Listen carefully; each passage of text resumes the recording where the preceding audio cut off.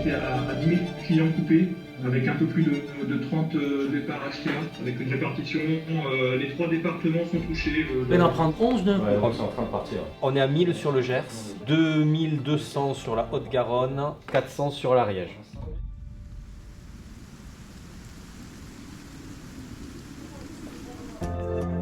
Ici, on va gérer les accès et les dépannages en temps réel. Tous les collègues, tous les agents ont été briefés ce matin pour mettre en avant la sécurité. On veut 0 accident. Les zones les plus ventilées, c'est au niveau de Auch, Haute-Rive, un petit peu Pamiers, Saint-Gaudens.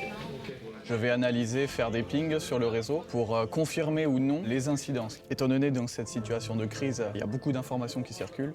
Là, ma mission, ça va être un peu de vérifier via les pings si les clients sont effectivement coupés ou pas, pour pouvoir prioriser ou non certains dépannages par rapport à d'autres. Chaque point vert, c'est un client qui a répondu au ping, donc a priori alimenté.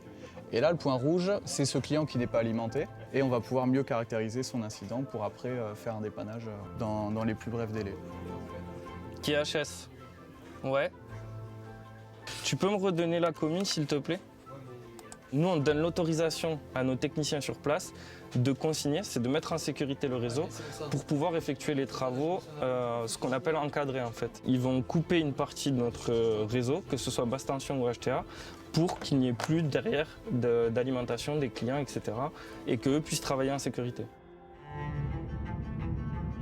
Alors en temps normal, ici au sein de l'agence Relations Clients-Fournisseurs, on traite l'ensemble des appels de clients et de fournisseurs. Aujourd'hui, exceptionnellement, on prête main forte à nos collègues du centre appel dépannage. Ils sont du coup submergés d'appels et notre rôle du coup c'est de les aider pour répondre aux clients qui pourraient être inquiets parce que ils sont privés d'électricité, parce qu'il peut y avoir des dégâts sur le réseau. Auquel cas notre rôle c'est à la fois de les rassurer et puis de mettre en sécurité aussi, en tout cas de communiquer les consignes de sécurité appliquées en cas de dommage. Et suite au coup de vent que nous avons eu ce matin, nous avons un arbre qui est tombé sur une ligne HTA sur le secteur des communes de Belbèze-en-Comminges et Escoulis. L'effort mécanique généré a emporté donc 7 portées avec des armements et des poutres tordues que les équipes sont en train de reprendre. Il y a plusieurs dizaines de mètres concernés.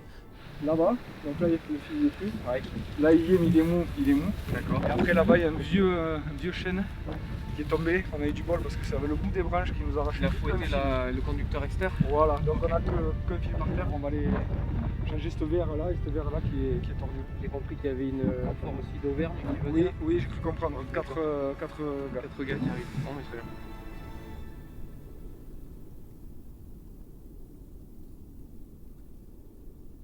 On a la cohorte d'Auvergne qui vient d'arriver sur place. Cassagne a attaqué là sur le premier support au niveau du chêne qui est tombé.